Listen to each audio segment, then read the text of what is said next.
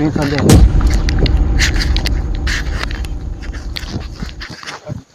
මෙහෙරනේ අම්මා උන්න අපිට වෙච්ච වැඩි. ඔයාලට හරියටම පෙන්නන්න.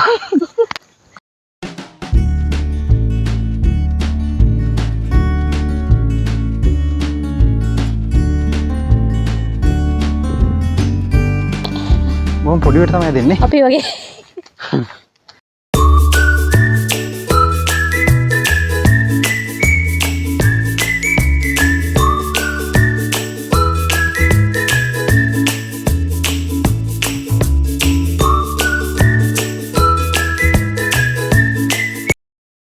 Hello guys, welcome to our YouTube channel. ඉතින් දොර කතර ගෙවාගෙන වෙනට වගේම අපි යනවා අදත් ලස්සන ලොකේෂන් එකකට. ඉතින් දැන් මේ ඔයාලා දකින්නේ මග තොටේදී අපි දැක්ක ලස්සන දේවල්. පැලක් නම් තිබ්බා නැග්ගේ නැහැ. ඉතින් අයිතිකාරයෝ හිටියේ නැහැ අවසරයක්වත් ගන්න. ඉතින් ඒ හින්දා අපි ඉතින් නැග්ගේ නැහැ. ඉතින් මේ පැල බල ඒ වටේ ලස්සන නැත්නම් හරිම ලස්සනයි යාවට. ඉතින් අපි එතනට වෙලා ඉතින් ඉන්න අයිස්ක්‍රීම් එකක් රස විඳ යාළුවනේ.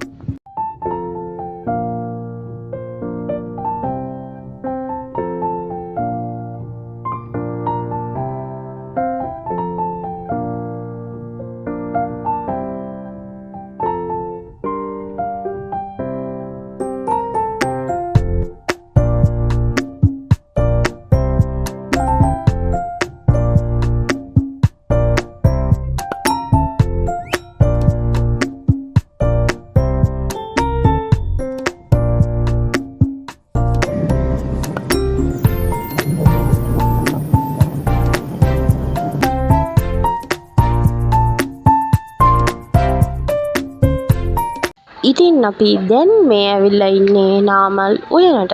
ඉතින් මෙන්න මෙතනින් ටිකට් අරගෙන මෙන්න මෙතනයි එන්ට්‍රන්ස් එක. ඉතින් අපි මේ එන්ට්‍රන්ස් එකෙන් ඇතුළට ගියා. ගියාම ඇත්තට මාර කූල් හරිම ලස්සන පරිසරයක් තියෙන්නේ.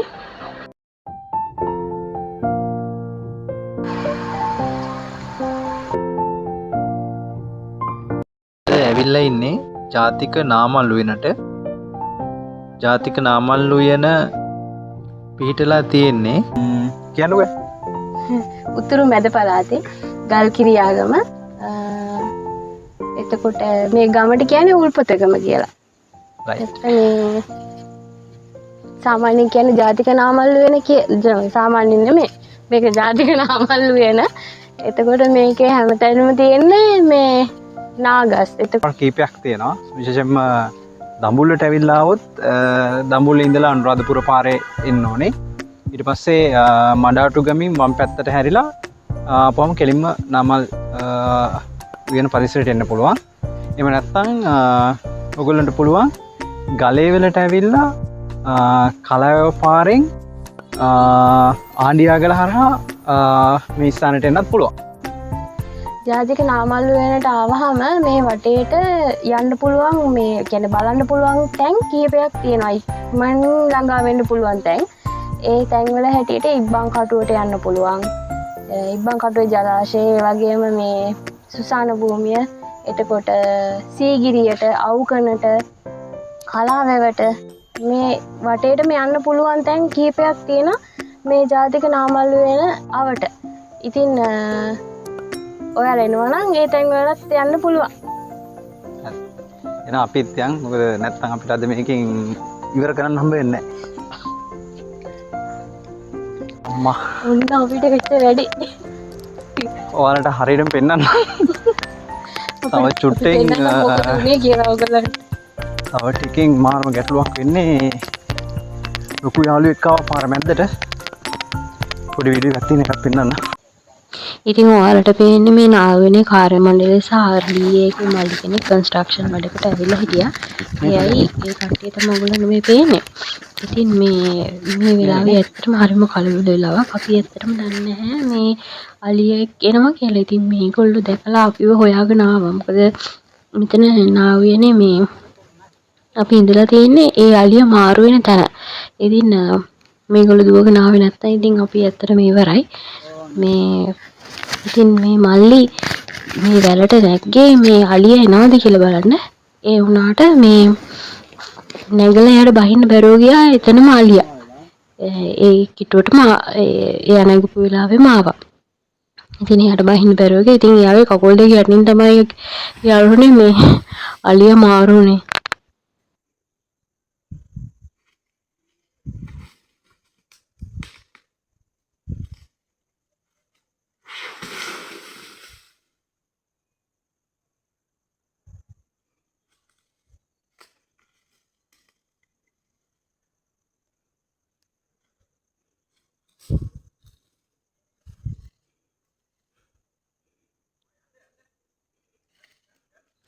ඉතින් මේ ඔයාලට පේන්නේ අර වැල උඩ හිටපු මල්ලි එයාගේ කැමරාවෙන් වීඩියෝ කරලා අපිට එවපු දර්ශන.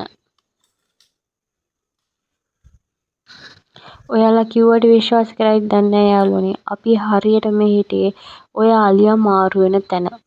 ඉතින් ඔයාලත් නාව වෙන යනවා නම් ඒ තැන් ගැන චුට්ටක් පරිස්සමෙන් කල්පනාවෙන් ඉන්න. ලොකු යාළුවා පාර මාරුනායින් පස්සේ අපි ආයෙත් අපේ ගමන ගියා. ඉතින් යාළුවනේ ටිකක් ඉක්මනට තමයි මේ අපිට යාළුවෙක් හම්බුණා. ලොකු යාළුවෙක්. මේ ප්‍රධාන පාරේ මේ නාකැලේ ඇතුළට යන ප්‍රධාන පාර තමයි මේ තියෙන්නේ. අපි මේ එන්නේ මේ පාර දිගේ මේ පාරේ අලි මාරු වෙන තැන් දෙකක් තියෙනවලු මේ අලි මාරු වෙන. ඉතින් අපිට එක්කෙනෙක් හම්බුණා. ඒක තැනකින් තමයි යම්බුනේ ප්‍රධාන තැන් දෙකේ. ප්‍රධාන තැන් දෙකේ එක තැනක අපිට ලොකු එක්කෙනෙක් හම්බුණා. ඉතින් ඔයගොල්ලන්ට බලන්න දැක්ක එකත් ඒක හොඳ අත්දැකීමක් නේ. ඔව්.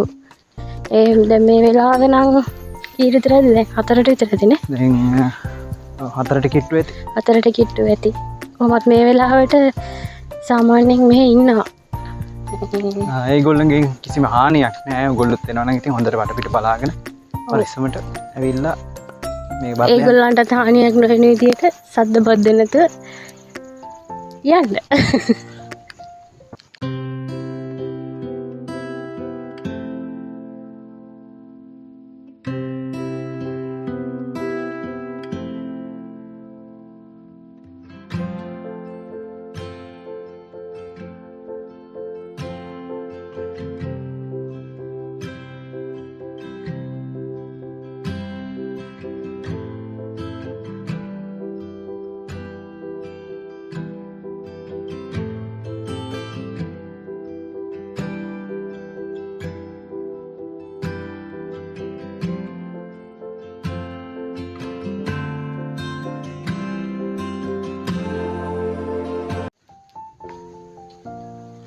මේ නාවයනේ නාගස් වර්ග දෙකක් තියෙනවලු.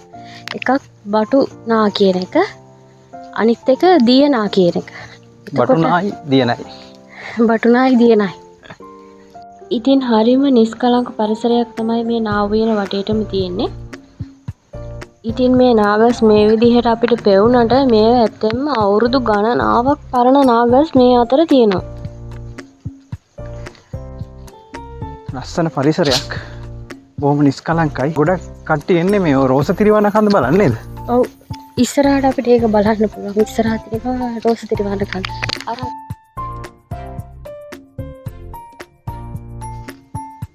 එතකොට මේ නාමල්ලු යන්නේ වැඩියෙන්ම තියෙන්නේ මේ බටුනා කියන විශේෂයරු. රෝස තිරිවාන කන්දල යන්නේ මෙන්න මේ පැත්තෙන්. එතකොට මේ තියෙන දැඩිමුණ්ඩ දේව පිළිමයක්. මේ වනවාසී රාහුල ස්වාමීන් වහන්සේ මේකේ තමයි මේ එයාගේ පැලක් හදාගෙන මේකේ ඉඳලා තියෙනවා. ඒ උන්වහන්සේට හේවන දුන්නේ මේ මොරගහේ හැදුව පැල කියලා. ඉතින් මේ නාවුයනේ ඇතුළට යනකොට ඔයාලට පුරාණ විහාරයක නටබුන් හම්බෙනවා. ඉතින් ඔයාලට බෝධිගරය, ආවාසකය සහ පිළිමය වගේ ඒ ස්ථානවල නටබුන් ඔයාලට මෙම ස්ථානයෙන් බලා ගන්න පුළුවන්.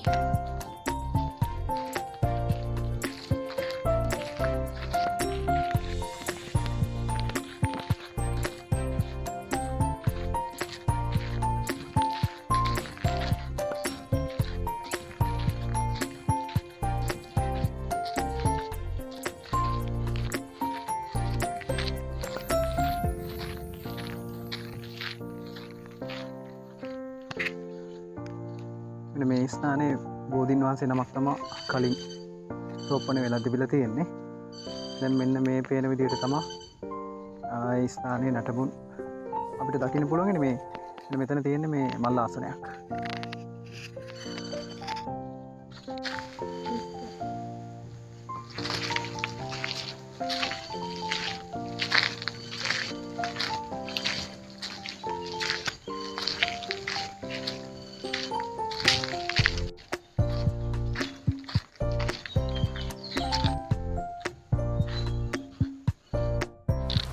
නාවයනේ ඔයාලා මේ දැන් දකින ගල් පාත්තරය හරිම සුවිශේෂී දෙයක්. ඉතින් මේ ජල පහර මේ ගල් පාත්තරයට වැටිලා ඒක කැළතෙමින් භ්‍රමණය වෙලා පොළොව යටට මේ වතුර කිඳා බැහැලා ඒ පොළොව යට තිබෙන පොළොව යටින් මේක මේ වතුර පහර බෙදලා යවලා තියනවා කියලා කියනවා. ඒක එක වාරි පද්ධතියක් කියලා ඒ කල්තිබ වාරි තාක්ෂණයේ එක දෙයක් කියලා සඳහන් වෙලා තියෙනවා. ඉතින් කොච්චර වැස්ස කාලේ වුණත් ඒ ක්‍රියාවලිය ඒ විදිහටම සිද්ධ වෙනවා කියලා තමයි සඳහන් වෙන්නේ.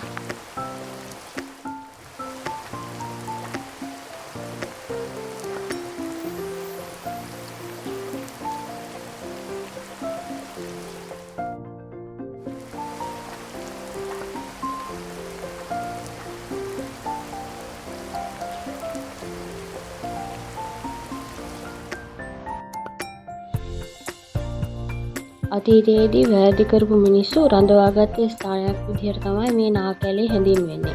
ඒ වගේම ඒගොල්ලෝ පුනරුත්ථාපනය කරපු ප්‍රදේශයක් විදිහට. ඉතින් මේ පුනරුත්ථාපන කටයුතු වල එක් පියවරක් විදිහට මෙතන නාවවීමට නියෝග කරලා තියෙනවා. වැඩිහිටියන්ට, කුඩා දරුවන්ට, විශේෂයෙන් පාසල් යන දරුවන්ට මෙතන ඉගෙන ගන්න තියෙන ඒවා ගොඩාක් තියෙනවා.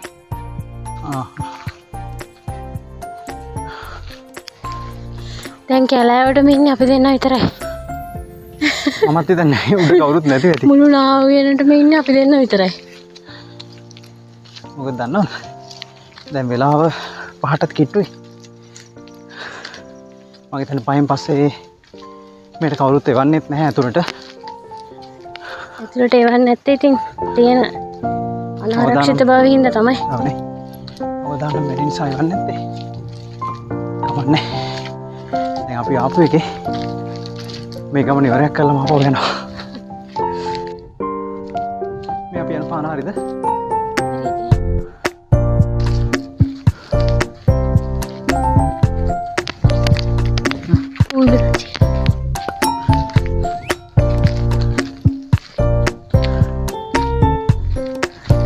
මේවා තියෙන මොන? කී වෙනකන් තියෙනවද? 5 වෙනකන් තියෙනවා. 6 වෙනකන්. හරි අපි එනක වං එන්න.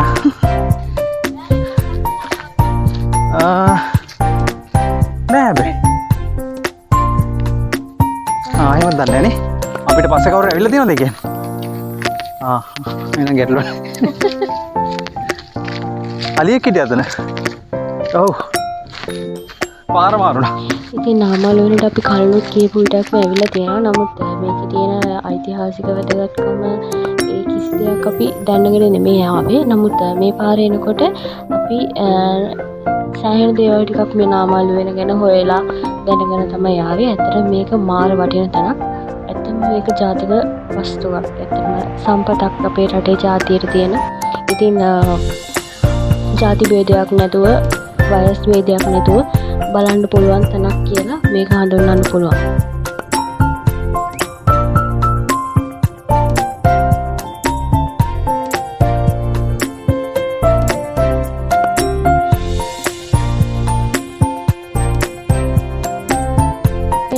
පේනවද මේ වටේ තියෙන ගස් ඔක්කොම මිටි?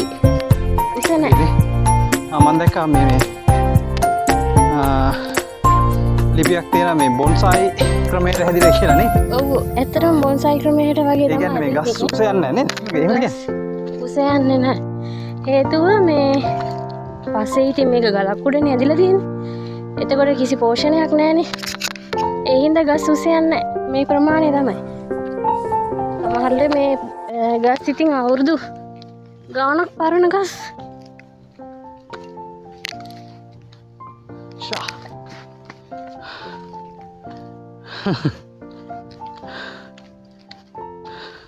නැග්ගට පාඩු නැගිලි දෙෙනවානේ ඔව් ඔන්න බලන්න